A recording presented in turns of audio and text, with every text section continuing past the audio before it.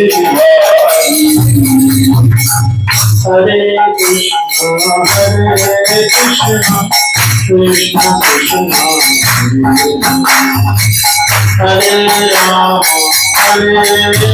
Krishna Krishna Krishna Hare Rama Hare Rama Rama Rama Hare Hare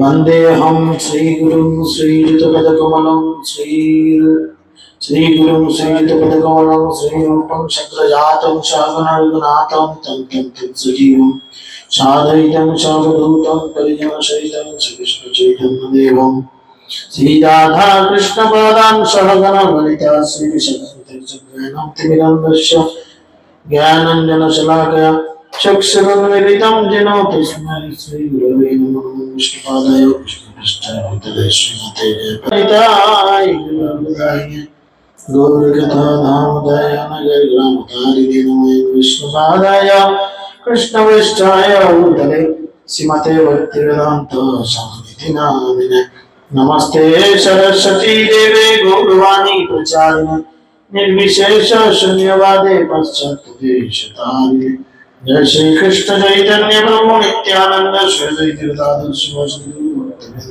Hare Krishna Krishna Krishna Hare Hare Hare Ram Ram Ram Hare Om Namo Bhagavate Vasudevaya Om Namo Bhagavate Vasudevaya Om Namo Bhagavate Vasudevaya Hare Krishna সকলকে সন্ধ্যাকালীন প্রথম ক্লাসে সুস্বাগতম আন্তর্জাতিক কৃষ্ণ ভগবান সংঘের পক্ষ থেকে পূর্বদিনে আমরা চৈতন্য ভাগবত থেকে আলোচনা করেছিলাম কার মনে আছে কি আলোচনা হয়েছিল চৈতন্য ভাগবতের পূর্বদিনে মহাপ্রভু কাকে কৃপা করেছিলেন শ্রীধর মহাপ্রভু পূর্বদিনে শ্রীধরকে কৃপা করেছিলেন আমরা শুনেছি আর শ্রীধরকে কৃপা করার পর আরো অনেক শুদ্ধ ভাগবত ছিলেন যাদের মহাপ্রভু সাতপ্রহরিয়া ভাবের মধ্যে কৃপা করেছিলেন ঠিক যেমন তাদের মধ্যে ছিলেন ভগবান রামচন্দ্রের মহান ভক্ত মুরারি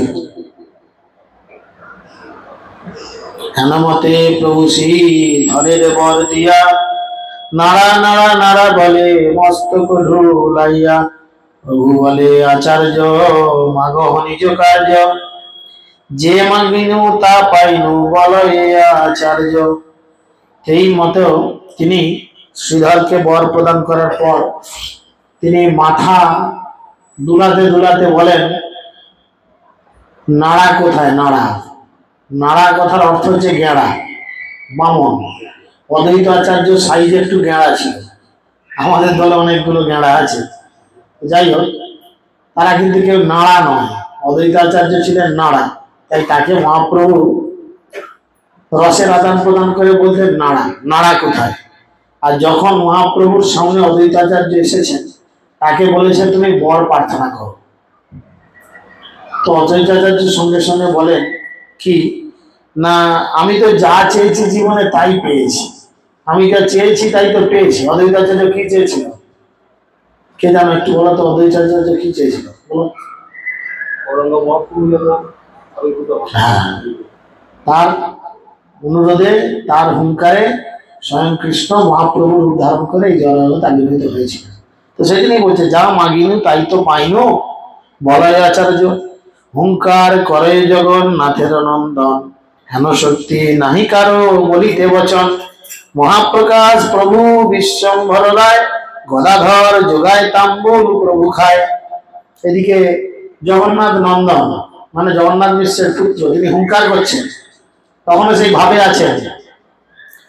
আর গদাধর পণ্ডিতের একটাই কাজ ছিল, তাকে একটা করে পান দেওয়া হয়, চবাং চবাং করে চিবাচ্ছেন আর হুঙ্কার করছেন। ধরণী ধরেন্দ্র নিত্যানন্দ ধরে ছত্র, সম্মুখে অদ্বৈত আদি সব মহাপাত্র, মুরারিরে আজ্ঞা হইল মোরে রূপ দেখো, মুরারি দেখো এ রঘুনাথ পরে দেখো। মহাপ্রভুর মাথার কাছে ছাতা ধরে রয়েছেন কে? নিত্যানন্দ প্রভু। মহাপ্রভু বসে রয়েছে বিষ্ণু খাট্টায়, তো মাথার উপরে ছাতা ধরে আছে নিত্যানন্দ প্রভু, সামনে অদ্বৈত আচার্য, অন্যান্য সিনিয়র বৈষ্ণবেরা রয়েছেন, এবং তার সাথে কি আছেন? তাদের সাথে মুরারি গুপ্ত আছেন। আর মুরারিকে দেখাচ্ছে, মুরারি ছিল রাম ভক্ত, তখন মহাপ্রভু নিজেকে রামচন্দ্র রূপে দেখিয়েছে। দুর্বা দল শ্যাম দেখে সেই বিশ্বম্ভর, বিরাসনে বসিয়াছেন মহাধনুর্ধর, জানকী লক্ষণ দেখে বামেতে দক্ষিণে, চৌদিকে কড়ায় স্তুতি বানরেন্দ্রগণে। মুরারি গুপ্ত কি দেখছেন না? চোখের সামনে গৌরাঙ্গ মহাপ্রভুর গায়ের রং কিরকম ছিল? তপ্ত কাঞ্চনের মতো, কাঁচা সোনার মতো ফর্সা। দেখছে এ আর ফর্সা নেই, এর গায়ের রং শ্যামল বর্ণ হয়েছে, শ্যামলা রঙের, রামচন্দ্রের গায়ের রং। আর তার একদিকে আছে লক্ষণ আর একদিকে আছে সীতা। কোথা থেকে পেল? লক্ষণটা কে? নিত্যানন্দ প্রভু, তাহলে তিনি লক্ষণ। আর সীতা দেবী হচ্ছে রাধারানীর প্রকাশ। এখানে রাধারানী কে আছে? পান দিয়েছে গদাধর পণ্ডিত, ঠিক আছে, দুজনকে দেখেছে। চৌদিকে করায় স্তুতি বানরেন্দ্র গণে, আপন প্রকৃতি বসে যেহেন বানর, সক্রিয় দেখিয়া মূর্ছে হইল বৈদ্যবন। আর এই মুরারি গুপ্ত ছিল পেশায় একজন চিকিৎসক, ডাক্তার। এরা অনেক চৈতন্য ভাগবতে লীলা আছে। মহাপ্রভু যখন পেট খারাপ হতো, আমাশা ইত্যাদি ধরনের পেটের কোনো প্রবলেম হতো, তিনি মুরারি গুপ্তের কাছে যেতেন চিকিৎসা করাতে। আমাকে দুটো ওষুধ দাও তো, পেটটা বড় ঝামেলা করছে। সেই জন্য এখানে বৈদ্যবর বলছে, ডাক্তার। মূর্ছিত হইয়া ঘুমে মুরারি পড়িলা, চৈতন্যের ফাঁদে গুপ্ত মুরারি রহিলা, ডাকি বলে বিশ্বম্ভর আরে রে বানারা, ফসলিনি তোরে পরে সীতা চোরা, তুই তা পুরি পুরি বইলি বংশ ক্ষয়, সেই প্রভু আমি তোরে দিল পরিচয়, উঠো উঠো মুরারি তুমি আমার প্রাণ, আমি সেই রাঘবেন্দ্র তুমি হনুমান। মুরারি গুপ্ত ছিল অ্যাকচুয়াল হনুমানের অবতার, বুঝেছেন? তো হঠাৎ করে রামচন্দ্রকে দেখেছি। আর আপনারা সকলেই জানেন যে হনুমানের ভগবান রামচন্দ্রের প্রতি কি ভক্তি ছিল, নিজের বুক পর্যন্ত চিরে দেখাতে চাইতো যে আমি হৃদয়ে ধারণ করে রেখেছি মা সীতাকে আর রামচন্দ্রকে, বুঝেছেন? তো সেই জন্য সে এই লীলাতে এখন মুরারি গুপ্ত হয়েছে, সে রামকে ভুলে না। যার জন্য আমাদের নবদ্বীপ মন্ডল পরিক্রমার সময় যখন মুরারি গুপ্তের শ্রীপাঠ দেখানো হয়, সেখানে দেখবে রাম সীতার বিগ্রহ কিন্তু রয়েছে, তার সেবিতে বিগ্রহ ছিল রাম সীতা। তো সেই জন্য তখন বলছে, আরে মুরারি উঠো উঠো তুমি তো আমার প্রাণ। শুদ্ধ ভক্তি করলে ভগবান তাই সেই ভক্তের প্রাণ হয়, আর ভক্তের কাছেও তার প্রাণ হয় ভগবান। তাই তখন এখানে বলছে তুমি তো আমার প্রাণ, হ্যাঁ, উঠো উঠো মুরারি, আমার তুমি প্রাণ, আমি সেই রাঘবেন্দ্র, আমি হচ্ছি সেই রামচন্দ্র। তুলছে, অজ্ঞান হয়ে পড়ে গেছে, এই উঠো, আমি সেই রামচন্দ্র আর তুমি হচ্ছ সেই হনুমান। সুমিত্রা নন্দন দেখো তোমারও জীবন, যারে জিয়াইলে আনি সে গন্ধর্ব মাদক। ওই দেখো সুমিত্রা নন্দন, সুমিত্রার পুত্রের নাম কি ছিল? লক্ষণ। সুমিত্রা নন্দন দেখো, এই দেখো সুমিত্রা নন্দন লক্ষণ দাঁড়িয়ে আছে, যাকে বাঁচানোর জন্য তুমি কি করলে? পর্বতকে ঘাড়ে করে নিয়ে চলে এলো। গাছ চেনে না, শুনেছে পাহাড়ে আছে, এমন ক্ষমতা এমন ভক্তি যে গোটা পাহাড়টাই ঘাড়ে করে চালিয়ে চলে এসছে। আমি বাবু গাছ পাচ্ছি না, গোটা পাহাড়টা নিয়েছি, তুমি বেঁচে নাও, তুমি বেঁচে নাও, কোনটা কি গাছ। চিন্তা করেন তাহলে কত ভক্তি শ্রদ্ধা থাকে। জানকীর চরণে করহ নমস্কার, যার দুঃখ দেখি তুমি কান্দিলে অপার। আমরা সবাই জানি হনুমান কান্না করেছিলেন কোথায়? লঙ্কাতে গিয়ে মা সীতার এই কষ্ট দেখে হনুমান বড় কান্না করেছিলেন, তাই জন্য বলছে জানকীর চরণ দেখো, এই দেখো সেই সীতা দাঁড়িয়ে আছে। কে আছে সেখানে? গদাধর পণ্ডিত, বুঝেছেন? এই সীতা সেই দাঁড়িয়ে আছে, যার দুঃখ দেখে তুমি কত কান্নাই না করেছিলে। চৈতন্যের বাক্যে গুপ্ত চৈতন্য পাইলা, দেখিয়া সকল প্রেমে কান্দিতে লাগিলা। মহাপ্রভুর কৃপাতে তখন তার ধীরে ধীরে জ্ঞান ফিরে এলো, আর জ্ঞান ফিরে এসে কি হলো? সে সব কিছু চোখের সামনে দেখতে পেলেন, ক্লিয়ার। শুষ্ক কাষ্ঠ দ্রব্যে শুনি গুপ্তের ক্রন্দন, বিশেষ দ্রবিলাস ভাগবতগণ। সে এমন কান্না কাঁদতে আরম্ভ করলো যেন শুকনো কাঠও ভিজে যায়। আর তার কান্না দেখে সমস্ত ভক্তরাও কান্নাকাটি করতে লাগলো।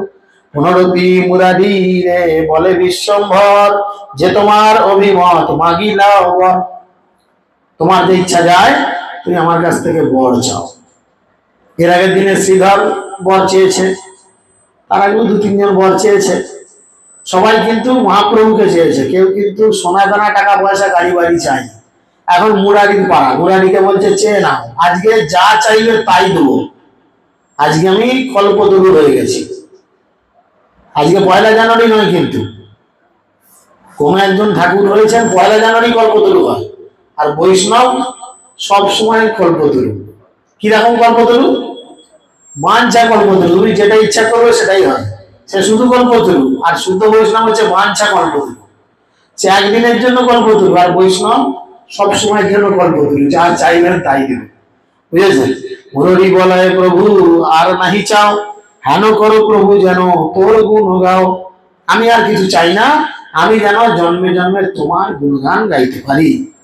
যেইতে ঠাঁই প্রভু কেনে জন্ম নাহি মোর, তথাই তথাই যেন স্মৃতি হোক তোর। আমার যেখানেই জন্ম হোক, যে জন্মই পাই, আমি যেন তোমার স্মৃতি মনে রাখতে পারি। আমরা ভগবানকে ভুলে যাই, ভুলে যাওয়ার জন্য আমাদের এই দশা, তাই না? আমাদের কেন সংসারে এত জ্বালা যন্ত্রণা হচ্ছে? কেন হচ্ছে? কৃষ্ণ ভুলি বদ্ধ জীব, কৃষ্ণ ভুলি বদ্ধ জীব অনাদি বহির্মুখ। কোমরে লাগছে না হাঁটু লাগছে?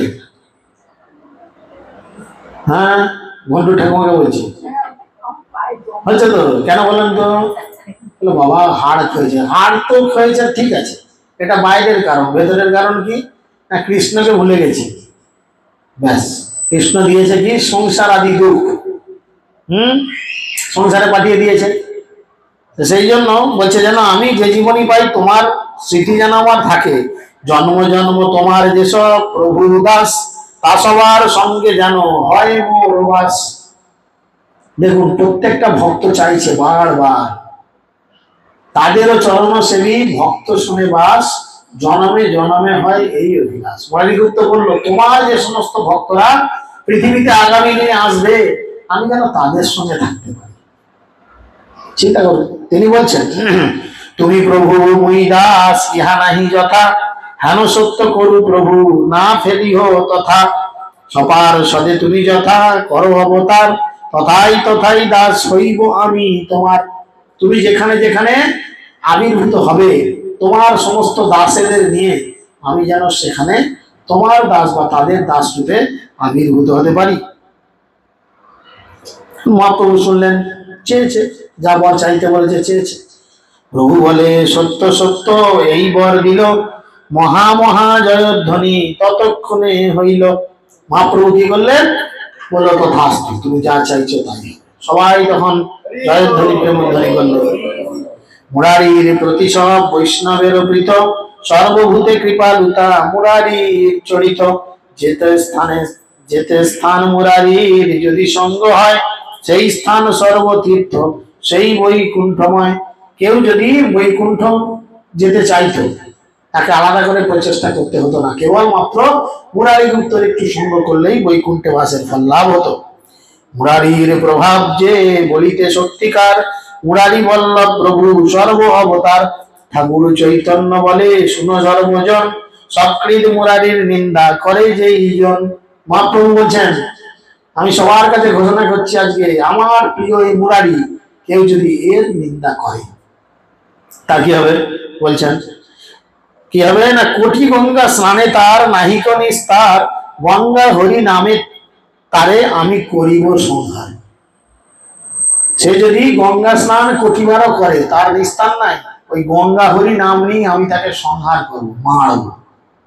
বেশ, মুরারি বৈশ্বরে গুপ্ত ইহার হৃদয়ে, এতে মুরারি গুপ্ত নাম যোগ্য হয়। আমি যেহেতু ভগবানের এক নাম হচ্ছে মুরারি, মুরারি বদন বলে না, মুরারি, আমি এর হৃদয়ে লুকিয়ে লুকিয়ে অবস্থান করব, তাই আজ থেকে এর নাম শুধু মুরারি নয়, মুরারি গুপ্ত। মানে এর হৃদয়ে আমি লুকিয়ে থাকবো, গোপনে থাকবো। বুঝা গেল? মুরারির কৃপা দেখি ভাগবতগণ, প্রেম যোগে কৃষ্ণ বলি করে নরোদন। তখন সব ভক্তরা মুরারির প্রতি মহাপ্রভুর কৃপা দেখে সবাই প্রেমে কাঁদতে লাগলো। একে বলে আনন্দে কান্না। আমাদের কান্না আসে না? অনেক সময় দুঃখে কান্না আসে, আনন্দে কান্না কমই আসে। আনন্দ হয়ই না, তার কাঁদবো কি, তাই না? দুঃখে কান্না আমাদের বেশি আসে, আনন্দে কান্না কম আসে। মুরারিরে কৃপা কইল চৈতন্য রায়, ইহা যেই শুনে সেই প্রেম ভক্তি পায়। এইটুকু লীলা যদি কেউ মন দিয়ে শ্রবণ করে, সে জীবনে কোনো না কোনো সময় কৃষ্ণ প্রেম ভক্তি বা মহাপ্রভুর চরণে প্রেম ভক্তি লাভ করবে। মুরারি শ্রীধর কান্দে সম্মুখে পড়িয়া, মানে দুজনকে ইঞ্জেকশন মেরে দিয়েছে, বুঝেছেন? সেই মুরগি জবাই হলে দেখেছেন দোকানে করে গলাটা একটু কেটে, আপনাদের কাছে মুরগি দোকান এখন আর নেমতে গেছে? হ্যাঁ, তোমাদের ফুলকপি পাটি, ওইটা মুরগি পাটি, বুঝেছি, তাই না? দেখবেন মুরগি ফুরগি যখন মুসলমানদের লোকজন এসে জবাই করে না, গলাটা একটু পেঁচিয়ে কেটে দিয়ে ছেড়ে দেয়, তখন মুরগিটা নেতিয়ে পড়ে আস্তে আস্তে জামা ঝাঁটতে চুপচাপ হয়ে যায়। মহাপ্রভু সেই মুরগি জবাই করার মতো কি করেছেন? শ্রীধরকে আগে দিয়েছেন, প্রেম দিয়েছেন, এখানে জবাই করেছেন মানে প্রেম দিয়েছেন। শ্রীধর পাগল হয়ে শুয়ে গেছে, শ্রীধর আর নড়ে চড়ে না। এবারে মুরারিকে ডোজ দিয়েছে, তার আগেও ৩-৪ জনকে দিয়েছে, সেগুলো আলোচনা আগে হয়েছে। সবাই এরকম লাইন, মানে যাকে যা ডোজ দিয়ে দিয়েছে, সব করোনা ভ্যাকসিন পেয়ে গেছে, এরকম বুস্টার ডোজ যে যা পেয়েছে চিঠে শুয়ে গেছে, আর লড়াচড়ার ক্ষমতা নেই। কালী পুজোয় এত মদ খেয়েছে যে আর নড়াচড়ার ক্ষমতা নেই, সব ফ্ল্যাট হয়ে গেছে। মুরারি ফ্ল্যাট, দেখা যাক এরপরে কাকে ফ্ল্যাট করে। এ তো হলো। এবারে কি, এবারে দেখছে দূরে জোরহাত হয়ে যায়, কৃষ্ণ যেমন বসে আছে ওরকম দূরে জোরহাত করে হরিদাস ঠাকুর চুপ করে দাঁড়িয়ে আছে। এবার বলছে এবার হরিদাস ঠাকুরের পালা। হরিদাস ঠাকুরের নাম শুনেছেন? হ্যাঁ, হরিদাস ঠাকুর যাকে মহাপ্রভু নামের আচার্য বলেছেন, শিখিয়েছেন হরিদাস ঠাকুরকে দিয়ে কি করে কৃষ্ণ নাম করতে হয়। আমরা তো কৃষ্ণ নাম সকলেই করি, কিন্তু সঠিকভাবে করি না বলে আমাদের প্রেম আসে না, তাই না? কে ফোন করছে? ধান কাটছে মাঠে, ফোন নাম্বার থাকলে গোবিন্দের মধ্যে ফোন লাগাও। আমার তো মোবাইল ওখানে ছেড়ে দাও, ওই 13 কাটা যে কেটে দিয়ে আসবে বলেছে, 25 কাটা খাওয়া। থাক চলো, যা হলো ঠিক চলে চলে আসবে। সেবারে হরিদাস ঠাকুরকে ডেকেছে, হরিদাস প্রতিপ্রভু সদয় হইয়া, মোরে দেখো হরিদাস বলে ডাকে দিয়া। হরিদাস দাঁড়িয়ে আছে দরজার আড়ালে, নাম্বারটা নেই, একবার ঠিক পজ কর। হরিদাস ঠাকুরকে বলেছে, হরিদাস, আচ্ছা পরমজিতের ফোন নাম্বার কারোর কাছে থাকলে একবার ফোন লাগিয়ে ওকে বলে দিত যে ঘরে তিরপলটা বিছাতে বলেছে, ও পড়তে এসেছে যদি ফেরে। রামকৃষ্ণ একটু ফোন করবো, আমার ঘরে ফোনটা খারাপ, ঘরে ফোনে পাবি না, পরমজিৎ না যেতে তো এখানে হরিদাসকে বলছে, হরিদাস এবার আমার দিকে তাকাও, দেখো আমি তোমাকে কি সিনেমার শো দেখাই। মহাপ্রভু বলেছেন, এই মোর দেহ হইতে তুমি মোর বড়, তোমার যে জাতি সে জাতি মোর দৃঢ়, পাপিষ্ঠ জবনে তোমা যত দিলা দুঃখ, তাহা সংহারিতে মোর বিদরয় বুক। হরিদাসকে বলছে, আরে হরিদাস তুমি হচ্ছে আমার হৃদয়, আমার প্রাণ। হরিদাসকে বলছে, কেন বলছে না, তোমাকে জবন জাতি যত কষ্ট দিয়েছে, আপনারা সকলেই জানেন, এটা তো সবাই জানে যে হরিদাস ঠাকুর হরিনাম করতে বলে মুসলমান কাজী তাকে 22 বাজারে নিয়ে গিয়ে যাচ্ছে তাই ভাবে মেরেছে, একদম যতক্ষণ না প্রাণ বেরোয় ততক্ষণ বলেছে মেরে যাও, কিন্তু ভক্তদের প্রাণ বেরোয় না। ভক্তদের প্রাণ বেরোয় না, এরকম কন্ডিশন। তো সেই জন্য বলছে কি, তোমাকে যত মেরেছে তুমি জানা দুঃখ পেয়েছো, সব থেকে বেশি দুঃখ কষ্ট পেয়েছি আমি তোমাকে মারার জন্য। শুনো শোনো হরিদাস, তোমারে যখনে নগরে নগরে মারি বেড়ায় জবনে, দেখিয়া তোমার দুঃখ চক্র ধরি করে, নামিনু বৈকুণ্ঠ হইতে সবা কাটিবারে। তোমার উপরে যখন অত্যাচার করছিল তখন আমি বৈকুণ্ঠ থেকে সুদর্শন চক্রকে ডেকেছিলাম তাদের মারার জন্য, কিন্তু তুমি আমাকে বারণ করেছিলে। কেন হরিদাস? শুদ্ধ ভক্তরা কখনো কিন্তু কারণ ক্ষতি চায় না, যদি তার শত্রুও তার কোনো ক্ষতি করে। আপনারা জানেন, যখন জগাই মাধাই মানে নিত্যানন্দ প্রভু হরিদাস ঠাকুরকে টেনে গেছিল, নিত্যানন্দ প্রভুর কলসিরখানা দিয়ে মাথা ফাটিয়ে দিয়েছিল, তখন কি হয়েছিল? মহাপ্রভু ছুটে গিয়ে সুদর্শন চক্রকে ডেকেছে, যাও সুদর্শন জগাই মাধাই দুজনকে উড়িয়ে দাও। নিত্যানন্দ প্রভু কিন্তু জোরহাত করে বলেছিল, তুমি কি এই জন্য এসেছো? হরিদাস ঠাকুরও কিন্তু সেম অ্যান্ড ইকুয়াল এক জিনিস করেছে। হরিদাস ঠাকুরকে যখন চতুর্দিকে জবনরা মারছে, ধরছে, থেতো করছে, এরকম অবস্থা, তখন মহাপ্রভু সুদর্শনকে পাঠিয়েছে, যাও আমার ভক্তকে রক্ষা করো, কারণ ভগবান তার ভক্তকে সর্বতভাবে সব জায়গায় রক্ষা করে। যখন এই বিশ্বাসটা কারোর হৃদয়ে চলে আসবে, তখনই কিন্তু সে ভালো ভক্তিতে অগ্রসর হতে পারবে। বুঝতে পারছি? তো তখন ডেকেছিল, তখন সে থামিয়েছিল। সেই জন্য তিনি বলছে, নামিনু কাটিবারে প্রাণান্ত করিয়া তোমা মারে যে সকল, তুমি মনে চিন্ত তাহা সবারও কুশল। তোমাকে যারা প্রাণে মারবার জন্য প্ল্যান করলো, চিন্তা করলো, তুমি তাদেরও ভালো ভাবলে হরিদাস। এটা হচ্ছে ভক্তের লক্ষণ। আমরা কি করি সচরাচর, কেউ যদি আমাদের শত্রু হয়, কেউ যদি আমাদের এরকম মানে খারাপ চায়, আমরা কি তার ভালো চাই সচরাচর? বলেন, কিছুতেই ভালো চাই না। ঝগড়া করতে চাই বা তার ক্ষতি হলে বেশ ওপরে আহাবাজা করলে ভেতরটা বেশ আনন্দ হয়, বেশি করে ভাত খাইছে দিন আবার। চিন্তা করেন, এরকম চিন্তা ভাবনা হয়। তো সেই জন্য তিনি বলছে, তুমি তাদেরও কুশল চাইলে, আপনে মারণ খাও তাহা নাহি দেখো, তখনও তা সবারে ভালো মনে দেখো। তোমাকে মেরে থেতো করে দিচ্ছে যারা, তুমি তাদেরও ভালো চোখে দেখছো। ভগবান তুমি এদের মঙ্গল করো বলছো, কেন? তুমি এরকম কেন? তুমি ভালো চিন্তিলে না কারো মুই বল, মোর চক্র তোমা লাগি হইল বিফল। তুমি যেহেতু তাদের মঙ্গল কামনা করেছ, তাই আমার চক্র যে আমার পারমিশনেই সবসময় চলে, আর কারোর কথা শুনে না, সে পর্যন্ত তখন বিফল হয়ে ফিরে এসেছে। কাটিতে না পারে তাহা সংকল্প, তোর সংকল্প লাগিয়া, তোর পৃষ্ঠে পরে তোর মারণ দেখিয়া। তোর পিঠে একটার পর একটা চাবুকের দাগ যখন পড়েছে, সুদর্শন তার মাথার উপর ঘুরেছে কাটবে বলে, কিন্তু তোমার সংকল্প দেখে সুদর্শন তাদের কোনো ক্ষতি করতে পারেনি।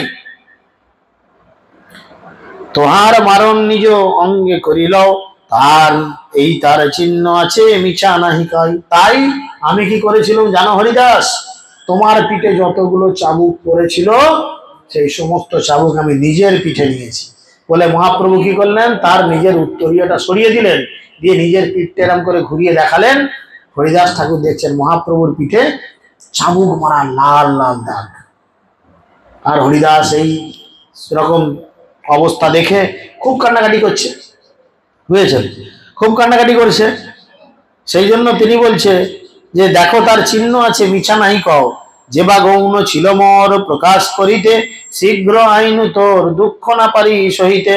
তোমারে চিনিলে মোর নাড়া ভালো মতে, সর্বভাবে মোরে কন্দি করিলা অদ্বৈতে। ভক্ত বাড়াইতেছে ঠাকুর ভালো জানে, কিনা বলে কিনা করে ভক্তের কারণে। তোমাকে একমাত্র চিনতে পারলো কে? আমার নাড়া, মানে অদ্বৈতাচার্য। অ্যাকচুয়ালি হরিদাস ঠাকুর এসে প্রথমে উঠেছিল কোথায়? ফুলিয়া। শান্তিপুরের পাশে একটি জায়গা আছে ফুলিয়া, তাঁতের শাড়ি বিখ্যাত ফুলিয়া, সেখানে প্রথম উঠেছিলেন। তারপর সেখান থেকে হরিদাস ঠাকুর চলে গেছিলেন কোথায়? অদ্বৈতাচার্যের বাড়িতে শান্তিপুরে। সেখানে হরিদাস ঠাকুর আর অদ্বৈতাচার্য দুজনে মিলে সন্ধ্যাবেলা নিত্য কীর্তন করতেন। আশেপাশের লোকজন দেখে এই দুটো বুড়োর কোনো কাজ নাই, সন্ধে হলেই দুহাত তুলে দিয়ে উদ্দণ্ড নৃত্য করে। কেন নাচে, কি জন্য নাচে, কেউ কারণ খুঁজে পায় না। চৈতন্য ভাগবতে বৃন্দাবন দাস ঠাকুর বলছেন কি না, মহাপ্রভুর আগমনের জন্য তারা আনন্দে খুশিতে নাচে। আমরাও নাচি, কিন্তু আমরা এই একটা দিনই নাচি। আমাদের ইউটিউবে ভিডিও রয়েছে বছরে নাচানাচি, এই একটা দিনই নাচি আমরা। আমরা কিন্তু মহাপ্রভু এসেছেন বলে তার আনন্দে অন্য সময় আর নাচি না। বললে যদি বলি হাত তুলো, তবে হাত তুলবে, তাও যদি বেশিক্ষণ তুলে থাকতে বলে হাত নামিয়ে ফেলবে, হ্যাঁ কি না? তাহলে চিন্তা করো, তিনি নিত্য কীর্তন করেছেন, তো সেই জন্য তিনি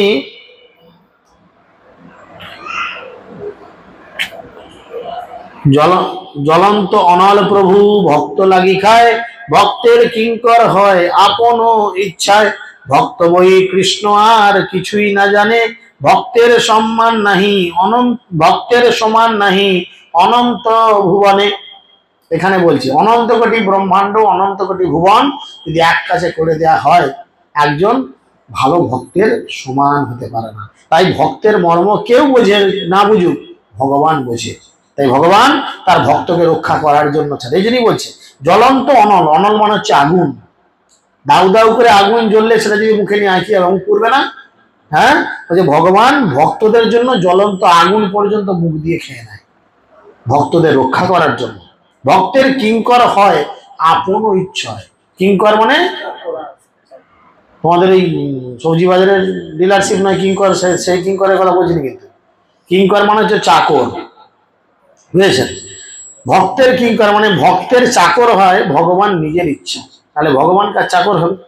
এখানে বললো হেন কৃষ্ণ ভক্ত নামে না পায় সন্তোষ, সে সব পাপীরে লাগিল দৈব দোষ। ভক্তের মহিমা ভাই দেখো চক্ষু ভরি, কি বলিলা হরিদাস প্রতি গৌর হরি। ভক্তের কি মহিমা সেটা যদি কেউ শুনতে চায়, জানতে চায়, চোখ তুলে দেখো হরিদাস ঠাকুরের প্রতি গৌর হরি ভগবান কি কথা বলে। প্রভু মুখে শুনি মহা কারুণ্য বচন, মূর্ছিত করিলা হরি দাস ততক্ষণ। বাহ্য দূরে গেল ভূমি তলে হরিদাস, আনন্দে ডুবিলা তিলার ধাক নাহি শ্বাস। হরিদাস ঠাকুর যেমনি শুনেছে মহাপ্রভু আমার জন্য মার খেয়েছে, মহাপ্রভুর পিঠে আমার মারের দাগগুলো পড়েছে, ব্যাস হরিদাস ঠাকুরের আর কোনো জ্ঞান নাই, তিনি মূর্ছিত হয়ে পড়ে গেছেন। হ্যাঁ, আর আমরা গৌরী থেকে চুরি পরাতে গিয়ে হাতের চামড়া তুলে দিচ্ছি, নো প্রবলেম, গৌরীতে একটু জ্বালা হবে হোক। হ্যাঁ, মালা পরা দিকে পিঠের দিকটা ছিঁড়ে দিচ্ছি, নো প্রবলেম। চুলটা একটু যদি আটকে যাচ্ছে চড়াং করে টেনে ছিঁড়ে দিচ্ছি, নিজের চুলটা উল্টো দিকে দুগোছে ছিঁড়ে দেখ দেখি কেমন লাগে। আমরা গৌরীদের যারা সেবা করি দেখবেন গৌরীদের গায়ে এরকম ক্ষত করে দিই। আমরা ভাবি না যে গৌরীদের কষ্ট হতে পারে, তোমার বেলায় কষ্ট হবে, গৌরীদের কষ্ট হয় না। তাহলে কেন তিনি নামাচার্য বুঝতে পারছেন আর আমরা নামাচার্য হই না? হ্যাঁ, আমরা কুলাঙ্গার আচার্য হই, তিনি নামাচার্য হতে পারে, আমরা হতে পারি কেন না? ভগবানের এই ফিলিং আমাদের মধ্যে আসে না। ভগবান আমার হয়ে মার খেয়েছে শুনেই হরিদাস ঠাকুর এমন অজ্ঞান হয়ে গেছে যে তার শ্বাস প্রশ্বাসও বইছে না, বুঝতে পারো, তার শ্বাস প্রশ্বাসও বইছে না। প্রভু বলে উঠো উঠো মোর হরিদাস, মনোরথে ভরি দেখো আমারও প্রকাশ। বাহ্য পাই হরিদাস প্রভুর বচনে, কোথা রূপ দর্শন করয় ক্রন্দনে। সকল অঙ্গনে পরি গড়াগড়ি যায়, মহাশ্বাস বহে ক্ষণে ক্ষণে মূর্ছা পায়।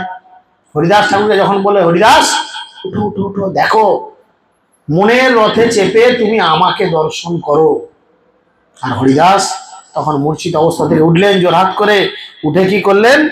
তিনি মহাপ্রভুর সেই রূপ দর্শন করলেন, আর দর্শন করা করি মাত্রই তিনি আবার কাঁদতে কাঁদতে করা করি। ভগবানের জন্য কান্না করা উচিত, ভগবানের জন্য কান্না করা উচিত, কিন্তু আমরা ভগবানের সামনে কান্না করি কার জন্য? ভগবানের জন্য কান্না করি কি? আমরা নিজেদের জন্য কান্না করি।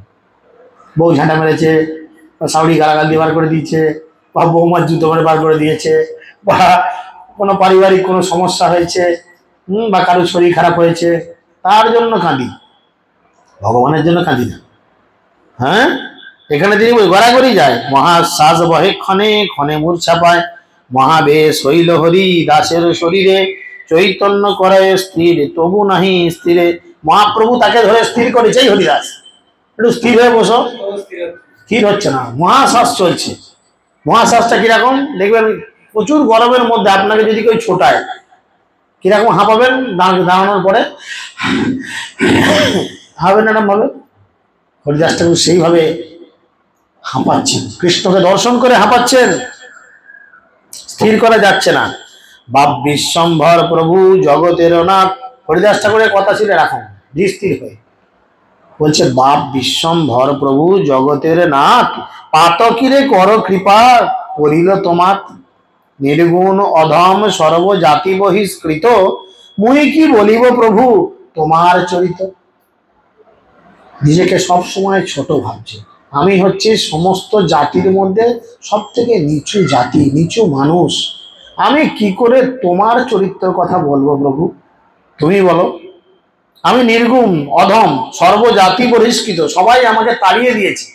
আমি মুসলমানের ঘরে জন্মেছি, মুসলমানেদেরও ছোট জাতে জন্মেছি, মুসলমান সমাজ আমাকে দূর দূর করে মেরে তাড়িয়ে দিয়েছে, হিন্দুরা আমাকে গ্রহণ করে না, তাহলে আমি কতটা ছোট প্রভু, আমি কি করে এই মুখ দিয়ে তোমার কথা বলতে পারি। দেখিলে পাতক মরে পরশিলে স্নান, মুই কি বলিব প্রভু তোমারও আখ্যান। জগতের প্রতিটা মানুষ আমাকে দর্শন করলে স্নান করতে যায়, বলে অনামুখকে দর্শন করেছি, যার মুখ দেখলে নাকি ক্ষতি হয়। তাহলে আমি এই মুখ দিয়ে তোমার কি করে গুণগান করি। এক সত্য করিয়াছ আপন বদনে, যেজন তোমার করে চরণ স্মরণে, কীর্তুল্য যদি হয় যদি তার নাহি ছাড়, ইহাতে অন্যতা হইলে নরেন্দ্র রেপার। এই বলে বলি মোর শরণবিহীন, স্মরণ করিলে মাত্র রাখো তুমি দিন। যে তোমাকে শুধু একবার স্মরণ করে, তুমি তাকে কৃপা করে তোমার নিজের কাছে রেখে দাও। সভা মধ্যে দ্রৌপদী করিতে বিবসন, আনিল পাপিষ্ঠ দুর্যোধন দুঃশাসন। সংকটে পড়িয়া কৃষ্ণ তোমা সংহারিলা, স্মরণ প্রভাবে তুমি বস্ত্রে প্রবেশিলা। কেবলমাত্র দ্রৌপদী তোমাকে স্মরণ করেছে। দ্রৌপদী কি করেছিল? চিন্তা করেছে ভগবান। পাঁচটা কিন্তু খুব শক্তিশালী স্বামী ছিল, একাধা স্বামী নয়, 5 জন শক্তিশালী স্বামী ছিল। দ্রৌপদীর 5 জন স্বামী ছিল না? তো স্বামীগুলো কি মনে হয় আমাদের মতো রোগা পেটকা, ভুঁড়িওয়ালা, পেট মোটা, মাথা মোটা, গতর মোটা? হ্যাঁ, ভীম ইয়া চেহারা, 100 হাতির ক্ষমতা তার শরীরে। চিন্তা করেন, অর্জুন মারাত্মক ধনুর্ধর, যুধিষ্ঠির একদম ন্যায় বিচারের ক্ষেত্রে ওনার উপরে কেউ নেই। হ্যাঁ, আরো 2 ভাই, তারা কত মার্ভেলাস, সবাই মানে সব দিক থেকে পারদর্শী। তাতেও দ্রৌপদী সম্মান রক্ষা করতে তারা পারলো। দ্রৌপদী যখন দেখলো আর কোনো উপায় নেই, তখন তিনি কৃষ্ণকে স্মরণ করলেন আর বলল, তোমাকে যে স্মরণ করে তুমি তাকে রক্ষা করো। সঙ্গে সঙ্গে কৃষ্ণ নিজেকে কিসে পরিবর্তন করে দিল? বস্ত্রে, কাপড়ে। তুমি কাপড়ের মধ্যে নিজেকে প্রবেশ করালে, আর দ্রৌপদীকে কি দিলে তুমি? আনলিমিটেড কাপড়। পৃথিবীতে যত কাপড় কলের কাপড় আছে, হ্যাঁ, আপনাদের আলমারিতে মধ্যে এত কাপড় নাই। দ্রৌপদীকে যা কাপড় দিয়েছিল ভগবান, বলেন, টেনেই যাচ্ছে, কাপড় আর শেষ হয় না। বিবস্ত্র করতে চেয়েছিল, আর ভগবান দিয়েই যাচ্ছে। কিসের জন্য দ্রৌপদী পেয়েছিল বলুন তো? সামান্য একটু কাজ করেছিল। গীতাতে বলছে, স্বল্পস্য ধর্মস্য ত্রায়তে মহত ভয়াত। ভগবানের জন্য অল্প কিছু করলে ভগবান আপনার জন্য অনেক কিছু চিন্তা করে। দ্রৌপদী কি করেছিল? কৃষ্ণের জন্য কেবলমাত্র ভালো শাড়ির আঁচলের খুঁট নির্দ্বিধায় ছিঁড়ে ভগবানের আঙুলে জড়িয়ে দিয়েছিল। একটা আঙুল কেটে গেলে কতটা শাড়ি লাগে? গোটা শাড়ি লেগে যায় কি? সামান্য হয়তো হাতখানেক লাগে কি না লাগে তার ঠিক নেই, আঙুলটা বাঁধার জন্য সেইটুকু ছিঁড়ে দিয়েছিল। আর ভগবান প্রতিদানে তাকে কতটা শাড়ি দিল? দ্রৌপদী গুণে সারা করতে পারবে? কত শাড়ি দিল। তাহলে চিন্তা করুন, আমরা যদি ভগবানের জন্য এতটুকু করি, ভগবান আমাদের জন্য কি করতে না পারে। বুঝে যাচ্ছে? আমরা যদি এতটুকু ভগবানের জন্য করি, কিছু করি, ভগবান আমাদের জন্য অনেক কিছু চিন্তা করে রেখেছে, কিন্তু আমরা সহজে করি না। শরণ প্রভাবে বস্ত্র হইল অনন্ত, তথাপিও না জানিল সেসব দুরন্ত। কোন কালে পার্বতী রে ডাকিনীর গণে, বেরিয়া খাইতে কইল তোমার স্মরণে। শরণ প্রভাবে তুমি আবির্ভূত হইয়া, করিলা সবার শক্তি বৈষ্ণবিতা আরিয়া। তোমা তো হেন তোমা শরণবিহীন মুই পাপ, মোড়ে তোর চরণ শরণ দেহ বাপ। করজোর করি বলে প্রভু হরিদাস, মুই অল্প ভাগ্য প্রভু কর মোর আস। তোমার চরণ ভজে যে সকল দাস, তা সবার অবশেষে যেন হয় গ্রাস। হরিদাস ঠাকুরকে প্রার্থনা করতে বলেছে, হরিদাস ঠাকুর প্রার্থনা করছে। কি প্রার্থনা? না, আমাকে এমন কিছু করো যেন তোমার ভক্তরা খেয়ে দিয়ে যেটুকু ফেলে রাখে। তোমার ভক্তরা খেয়ে দিয়ে কি পরে থাকে? খাওয়ার পরে পাতের চতুর্দিকে যেটা পড়ে থাকে, সেটাকে আমরা কাকে দিই সচরাচর খেতে? কুকুরকে দিই, বাড়ির পোষ্য কেউ থাকলে তাকে দিই, বা রাস্তার কুকুরকে দিই, তাই না? বলছে তোমার ভক্তদের উচ্ছিষ্ট যেন আমার গ্রাস হয়, আমি যেন সেইটুকু খাই। ভক্তিবিনোদ ঠাকুর কীর্তনে বলছেন, তব নিজজন প্রসাদ সেবিয়া উচ্ছিষ্ট রাখিবে যাহা, আমার ভোজন পরমানন্দে প্রতিদিন হবে তাহা। তব নিজজন, ভগবানের নিজজন কারা? পার্টির নেতারা? কারা? বৈষ্ণব। তাহলে তারা খেয়ে যেটুকু পাতের নিচে হেতা সেটা করে ফেলে রাখবে, আমার ভোজন মানে আমার খাবার পরমানন্দে প্রতিদিন হবে তাহা। বোঝা গেল? তো সেই জন্য তিনি বলছেন, সেই সেই সে ভজন মোর হোক জন্ম জন্ম, সেই অবশেষ মোর ক্রিয়াকুল ধর্ম। সেরকম ঘরেই আমি যেন জন্ম পাই, সেই কুলে সেই বংশে আমি যেন জন্ম পাই, যেই বংশে জন্মগ্রহণ করে আমি যেন তোমার প্রিয়জন বৈষ্ণবেদের উচ্ছিষ্ট পাই। তোমার স্মরণহীন পাপ জন্ম মোর, সফল করহ দাস ছিষ্ট দিয়া তোর। তোমার স্মরণহীন পাপ জন্মে আমার কোনো প্রয়োজন নেই, তবু আমাকে কষ্ট করে তোমার ভক্তের দাস করো। এই মোর অপরাধ হেন চিত্তে লয়, মহাপদ চাহ যে মহার যোগ্য নয়। প্রভুরে নাথেরে মোর বাপ বিশ্বম্ভর, মুই মৃত মুই মোর অপরাধ কর ক্ষমা কর। আর তুমি আমার কৃত অপরাধ যদি কিছু হয় ক্ষমা করো। আর যদি আমাকে এরকম কোনো জন্মনা দিতে পারো, আর একটা জীবন আমাকে দিও। কিরকম জীবন চাইছে? আপনারা কি চাইতেন? কি চাইতেন?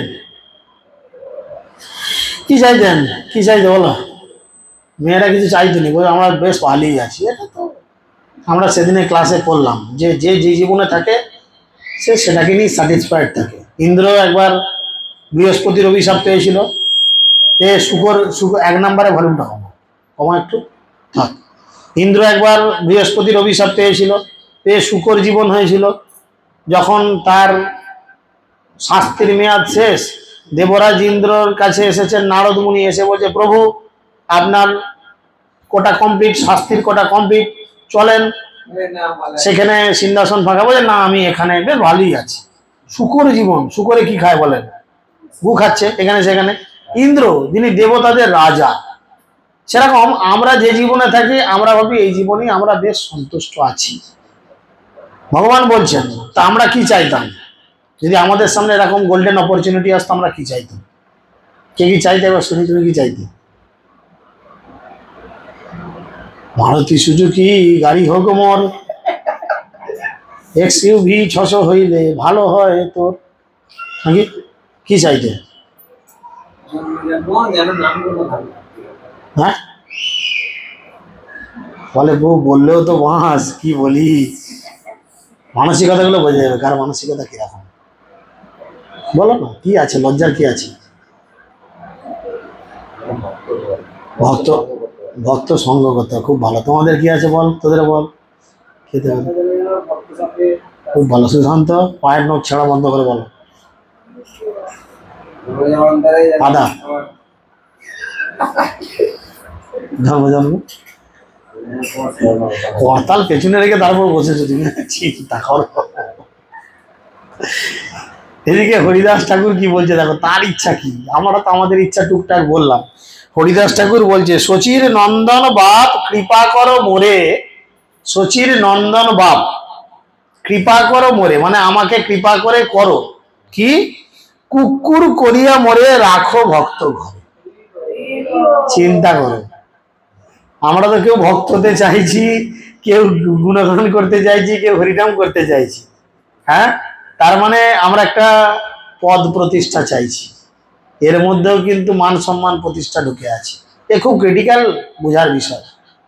কখন যে কোন অ্যাঙ্গেল থেকে অপরাধ হয়ে যায় আমরা নিজেরাও বুঝতে পারি না। এটা একটা মান সম্মান প্রতিষ্ঠা, কারণ ভক্ত হতে চাইছি, কিছু না কিছু এক্সপেকটেশন আছে, সেই এক্সপেকটেশনটা নিজেকে ছোট করে নয়, কিন্তু ভক্ত মানে একটা বিশাল ব্যাপার।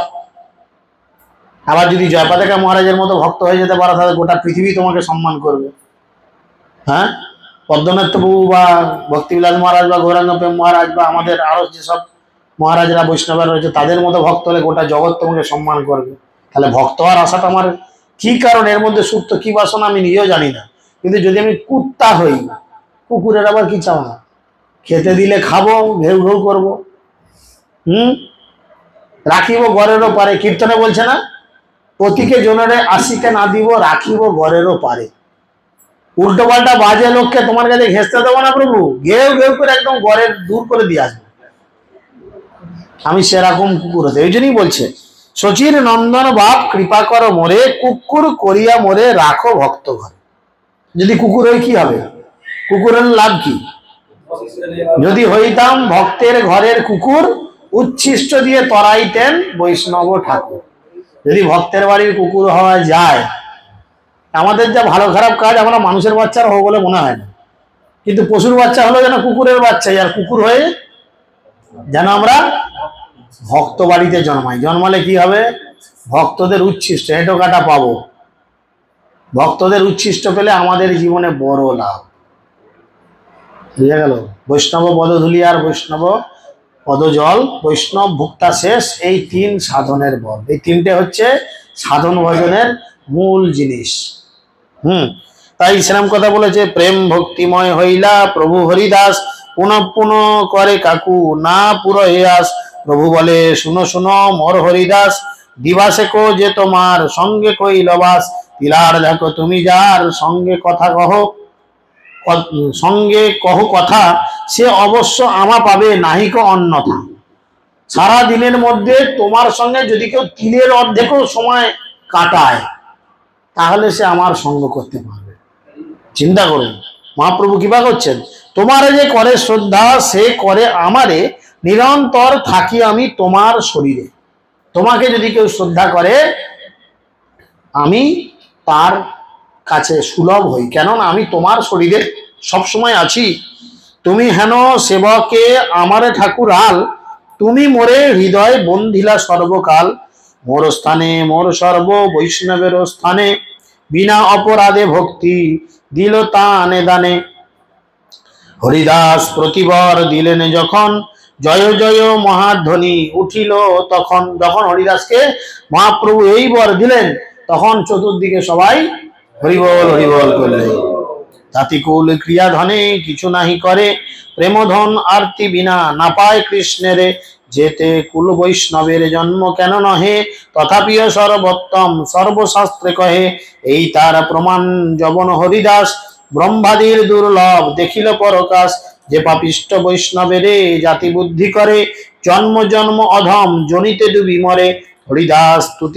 হরিদাস তুতি বর শুনে যেই জন, যারা হরিদাসের এই বরের লীলা বা এই লীলা শ্রবণ করলো, আপনারা শুনেছেন না? ঘুমিয়েছেন? কে কে ঘুমিয়েছেন? গোবিন্দ ঘুমিয়েছে, আমি দেখেছি। সৌরভ দে একবার চোখ বন্ধ করেছে, আমি দেখেছি।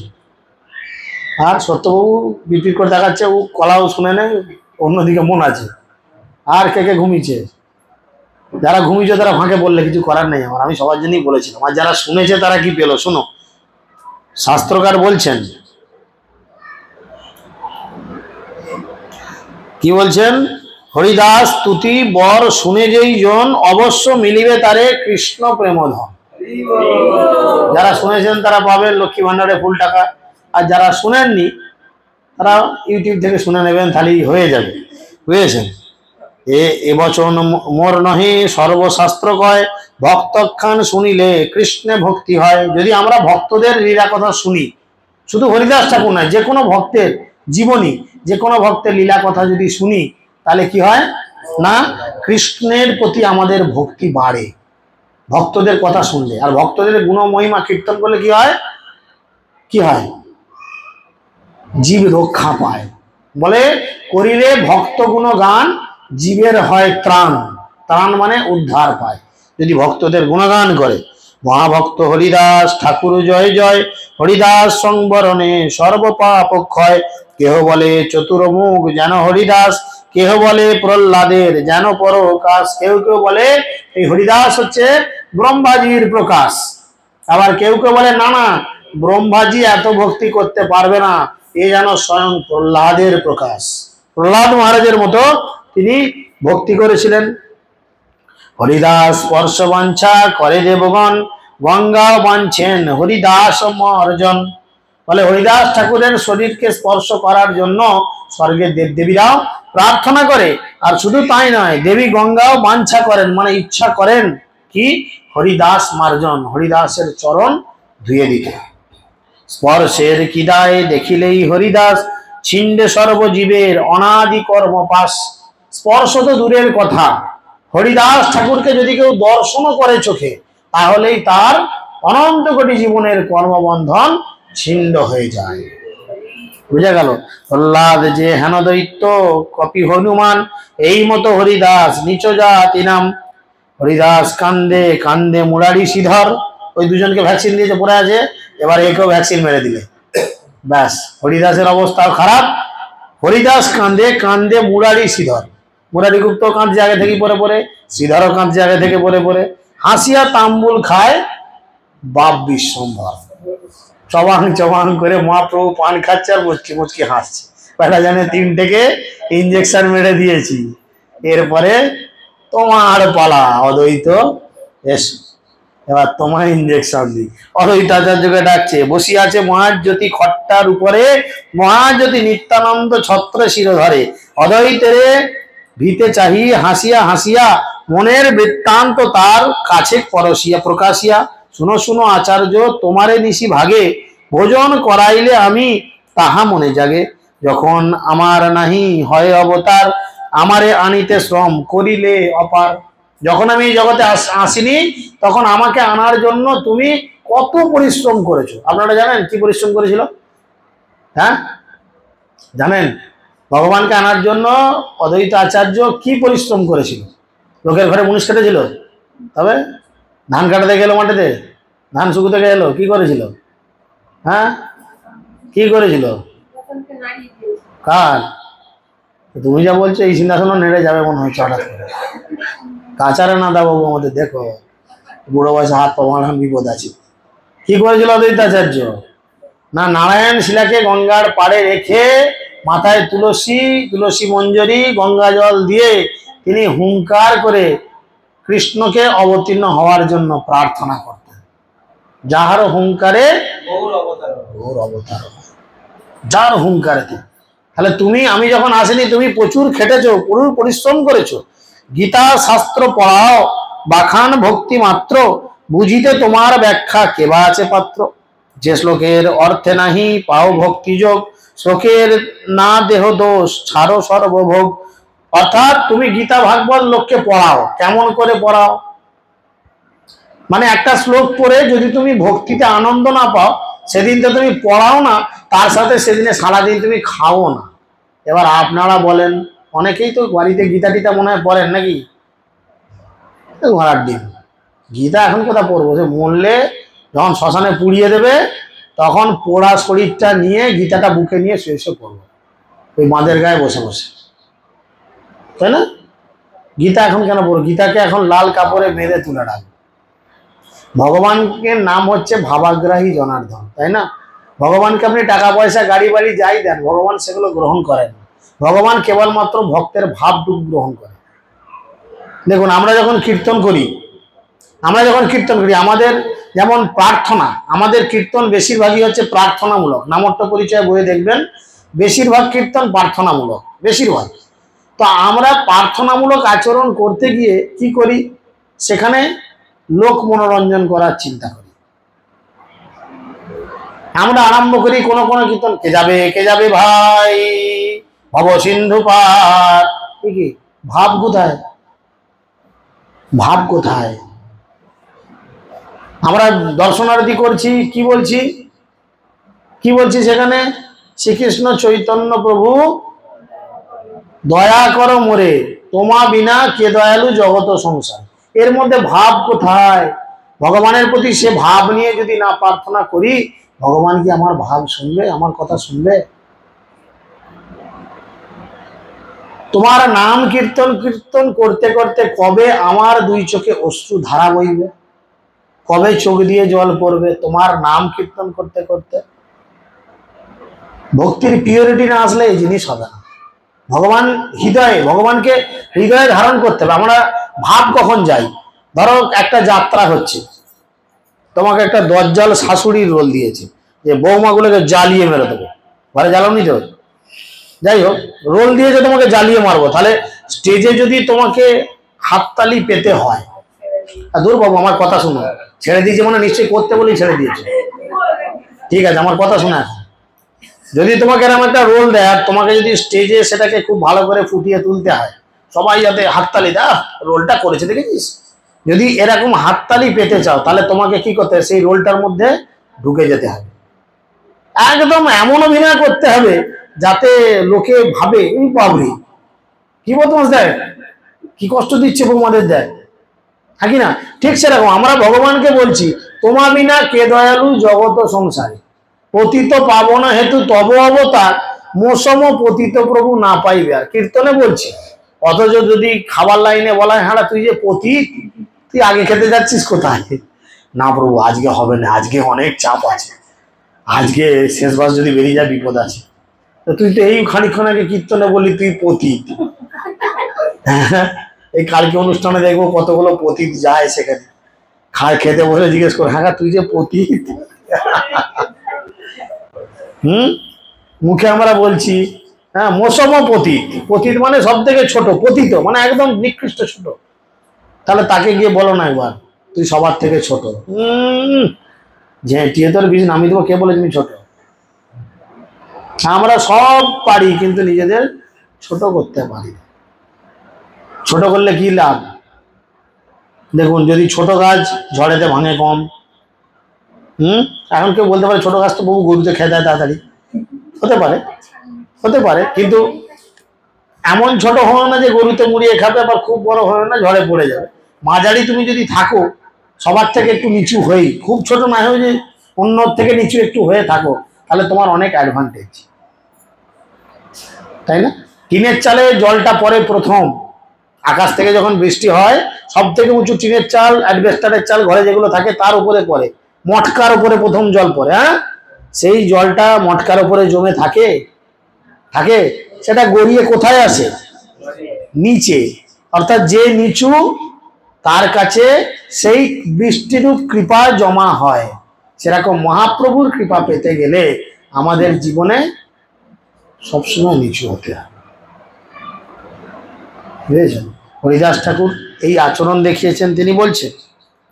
তাই এখানে তিনি কি করছেন, যেদিন গীতা ভাগবত পড়তেন শ্লোকের মানে ঠিক বুঝতেন না, সেদিনে সারাদিন খেতেন না।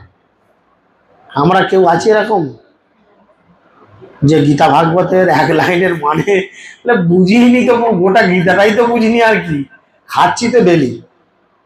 হ্যাঁ এখানে তিনি কি করতেন, শ্লোকের অর্থ না দেহ দোষ সর্ব ছাড়ো সর্বভোগ, খাওয়া দাওয়া নাওয়া এভরিথিং তুমি ছেড়ে দিয়ে বসে থাকতে। দুঃখ পাই সুতি থাক করি উপবাস, তবে আমি তোমার স্থানে হই পরকাশ। তুমি উপবাস করে থাকতে কতক্ষণ? কতক্ষণ? যতক্ষণ না খিদে লাগতো। কতক্ষণ? যতক্ষণ না আমি সেই শ্লোকের মানেটা তোমার কাছে প্রকাশ করতাম, ততক্ষণ তুমি উপোস করে থাকতে। সেটা একদিনও হতে পারে, দুদিনও হতে পারে, 10 দিনও হতে পারে। এবার আমাদের বলেন, এবার আমাদের বলে দেখেন কি কি জিনিস দাঁড়াবে। তোমারই উপসে মই মন উপবাস, তুমি মরে যেই দেহ সেই মোর গ্রাস। তিলার্ধ তোমার দুঃখ আমি নাহি সই, স্বপ্নে আসি তোমার সহিত কথা কই। তাই আমি কি করি, স্বপ্নে আসি তোমার কাছে, এসে তোমার সাথে কথা বলি। তুমি আমার জন্য যা দাও আমি সেটাই গ্রহণ করি। উঠো উঠো আচার্য, শ্লোকের অর্থ শুনো। আমি তোমার কাছে এসে বলি তোমার স্বপ্নে। আমাদের আচার্যবর্গরা এরকম কথা বলতেন এবং এটা অনেকের জীবনে ঘটেওছে, আমি শুনেওছি। অনেক ভক্তরা বলেওছেন, আমার কাছে হয়তো বলেনি, মহারাজদের কাছে বলেছেন বা আরো সিনিয়র বৈষ্ণবদের কাছে বলেছেন। বলতেন যে আমাদের ইস্কনে অনেক গুরু আছে, কেবলমাত্র একটা গুরু নয়। এবার যে যে গুরুকে গ্রহণ করতে পারে করতেই পারে। এখন তুমি গুরু নির্বাচন করতে পারছো না, তোমার কি করণীয়? অনেক গুরু, আমি কনফিউজ হয়ে যাচ্ছি। জয়পতাকা মহারাজকে ধরবো, ভক্তিচারু সাহেব মহারাজকে ধরবো, লোকনাথ মহারাজকে ধরবো, না গৌরাঙ্গপে মহারাজকে ধরবো, তো কনফিউজ। তখন কি করতে হবে? শিল প্রভুপাদের কাছে গিয়ে প্রার্থনা করতে হবে, হে প্রভুপাদ, আমি বড় বিভ্রান্তির মধ্যে আছি, আমি এই জীবনে একজন সদ্গুরুর শরণ গ্রহণ করতে চাই, কিন্তু আমি সঠিক গুরু নির্বাচন করতে পারছি না। আপনি কৃপা করে আমাকে আমার গুরুদেব কে হবেন তার দর্শন দান করান বা সেটা আমাকে জানান। আপনি অবশ্যই কিছুদিনের মধ্যে স্বপ্নে দর্শন করবেন যে আপনার গুরুদেব কে হবেন। আমাদের আরামবাগ এলাকার মধ্যে এরকম একজন ভক্ত রিসেন্ট পরপর কয়েক সপ্তাহ গুরু মহারাজকে দর্শন করছেন। আমাকে ব্যক্তিগতভাবে ফোনে জিজ্ঞেস করছে, প্রভু এরকম কেন হচ্ছে? যেটা তো বড় সৌভাগ্য। স্বপ্নের মধ্যে আমরা অনেক কিছু দেখি, একে মারছি তাকে মারছি, এই করছি তাই করছি, কত কি দেখি, কিন্তু স্বপ্নের মধ্যে আচার্যগণ বৈষ্ণবগণকে দর্শন করছি মানে এ তো আমাদের বড় সৌভাগ্যের বিষয়, বড় সৌভাগ্য, বুঝেছেন তো? এই সৌভাগ্য আসে এখানে। তার স্বপ্নে আসছেন ভগবান, এসে অদ্বৈতাচার্যকে তুলছে, তুলে বলছে আমি শ্লোকের মানে বলছি তুমি শুনো। কারণ সে জানে এ যদি না খায় তাহলে তো আমিও খেতে পারবো না, কারণ এ তোমার প্রাণ। এই জন্যই বলছি উঠো উঠো আচার্য, শ্লোকের অর্থ শোনো, এই অর্থ এই পাঠ নিঃসন্দেহে জানো। উঠিয়া ভোজন করো, না করো উপোস, তোমা লাগিয়া আমি করিব প্রকাশ। সন্তোষে উঠিয়া তুমি করহ ভোজন, আমি বলি তুমি জানো মানহ স্বপন। এই মতো যেই যেই পাঠে দ্বিধা হয়, স্বপনের কথা প্রভু প্রত্যক্ষ কয়। যেই পাঠ করতে গিয়ে এরকম কনফিউশনের মধ্যে পড়ে, তখনই ওর নাকে এরম শুয়ে পড়ে, আর মহাপ্রভু ওর স্বপ্নে তখন এসে তাকে ধরিয়ে দেয়। আর কত বড় মাপের ভক্ত, চিন্তা করেন। আমরা আজ থেকে একটু ট্রাই করতে পারি কি? যদি না বুঝতে পারি ঘরে গিয়ে না খেয়ে শুয়ে পড়ি, দেখি ঘুম কখন ভাঙে। বলে প্রভু খিদের জ্বালায় ঘুম ভেঙে গেছে, স্বপ্ন না দেখে ঘুম ভাঙেনি। হ্যাঁ, রাত্রে খাইনি, হ্যাঁ মাঝরাতে মঙ্গল আরতি ওটা 1 ঘন্টা গিয়ে এই একাদশীর পরের দিনে দেখবেন, সেদিনে কিন্তু ভোরবেলা তুলতে হয় না, এমনি 3:30 ঘুম ভেঙে যায়। আর যেদিনে রাত্রিরে আচ্ছা করে হয়, খাওয়া দাওয়া একদম জমাকিয়ে, ঘুমও তাড়াতাড়ি ভাঙতে চায় না। হ্যাঁ, 4:30 বেরিয়ে 4:45 হয়ে যায়, ধর পড়িয়ে উঠে পড়ে, হয় কি না? চিন্তা করো। তো এরকম কন্ডিশন হয়ে রয়েছে। তখন তিনি বলছেন যে অদ্বৈতাচার্যকে তিনি কৃপা করবেন। অদ্বৈতাচার্য যে মহাভাগবত, সেই জন্য তিনি অদ্বৈতাচার্যের কাছে তিনি নিজেকে প্রকাশিত করেছেন। তখন তিনি বলছেন, ধন্য অদ্বৈতের ভক্তির মহিমা, ভক্তি শক্তি কি বলিব তার নাই সীমা। অদ্বৈতাচার্যের ভক্তি হচ্ছে ধন্য, তার এত ভক্তির জোর যে ভগবান তাকে প্রায় দিনই স্বপ্নে দর্শন দেন। আমাদের আলে কালে বলেন তো সবাই, সারা জীবনে কতবার দর্শন হয়েছে? অনেকে হয়তো মিথ্যে বলবে, অনেকে রাঙিয়ে বলবে, মিথ্যে রাঙিয়ে বলার দরকার নেই, নিজের মনকে প্রশ্ন করো। সত্যি আমরা জীবনে কতবার দেখেছি? খুব বেশি হলে 2-1 বার হয়তো হবে। আমার তো টম জেরি ছাড়া কিছু আসে না মনের মধ্যে। ইঁদুর আর বিড়ালটা দমে মারপিট করছে। চিন্তা করো, দেখ কতবার এসে নিজেকে প্রশ্ন করুন, সত্যি কি উকি মেরেছে একবারও ভগবান আমাদের চিত্তের মধ্যে? সামনাসামনি তো মারেইনি, চিত্তে মেরেছে কি? মারেনি। তার চিত্তে মারতো, তার নাই সীমা। প্রভু বলে সর্বপাঠ কহিলে তোমারে, এক পাঠ নাহি কহি আজি কহি তোরে। আমি তোকে সমস্ত কিছু পাঠ দিয়েছি, ক্লাস দিয়েছি, কিন্তু একটা পাঠ আমি তোমার কাছে, একটা ক্লাস তোমার কাছে দিই, নিয়ে তুলে দাও। একটা ক্লাস তোমার কাছে দিই, নিয়ে ঘুমোচ্ছে, তুলে দাও। হলো জীব যাবো, তাহলে হঠাৎ করে কানের কাছে বলে দিতে হবে ও মরে গেছে, ধর পড়ে লাগবে তোরে, কি করে হলো গো? হ্যাঁ, সম্প্রদায় অনুরোধে সবে মন্দ পরে, সর্বত পানিপাত দণ্ডবত এই পাঠ নড়ে, আজি তোর সত্য কহি ছাড়িয়া কপট, সর্বত্র পানিপাত নত এই সত্য পাঠ। তিনি তখন গীতা থেকে খুব সুন্দর করে 13-13 কথা বলছেন। সর্বত পানিপাদস্তৎ সর্বতৎ ক্ষিতি মুখম, সর্বত শ্রুতি মল্লকে সর্বমৃত্যু তিষ্ঠতি। তার হস্তপদ চক্ষু মস্তক সবকিছুই তিনি সর্বত্র কর্ণযুক্ত, জগতে সবকিছুই পরিব্যাপ্ত করে তিনি এই জগতে রয়েছেন। অতিগুপ্ত পাঠ আমি কহিনু তোমারে, তোমা বই পাত্র কেবা আছে কহিবারে, চৈতন্যের গুপ্ত শিষ্য আচার্য গোসাই, চৈতন্যের সর্বব্যাখ্যা আচার্যের ওঠাই। এইভাবে মহাপ্রভু কি করলেন? অদ্বৈতাচার্যকে কৃপা করলেন গুপ্ত পাঠ গুপ্ত তথ্য দিয়ে। ওই জন্য গুরু মহারাজের একটা প্রবচনে আমি শুনেছিলাম, গুরু মহারাজ বলছেন যে গীতা ভাগবতের কোনো জায়গায় যদি আটকে যায়, অদ্বৈতাচার্যের চরণে প্রার্থনা করতে হয়। যেভাবে মহাপ্রভু অদ্বৈতাচার্যের স্বপ্নের মধ্যে এসে তাকে সলিউশন দিয়ে যেতেন, আমরা যদি প্রকৃত শরণাগতির পন্থা অনুযায়ী অদ্বৈতাচার্যের চরণে শরণ গ্রহণ করি এবং তার কাছে প্রার্থনা করি এই শ্লোকের বিষয়, তখন কি হবে? অদ্বৈতাচার্য আমাদের হয়ে মহাপ্রভুর কাছে প্রশ্ন উপস্থাপন করবে, আর মহাপ্রভু অদ্বৈতাচার্যকে বলবেন, অদ্বৈতাচার্য তোমাকে বলবেন। এটা আমরা অ্যাপ্লাই করতেই পারি। হরে কৃষ্ণ কৃষ্ণ কৃষ্ণ হরে হরে, হরে রাম রাম রাম হরে হরে।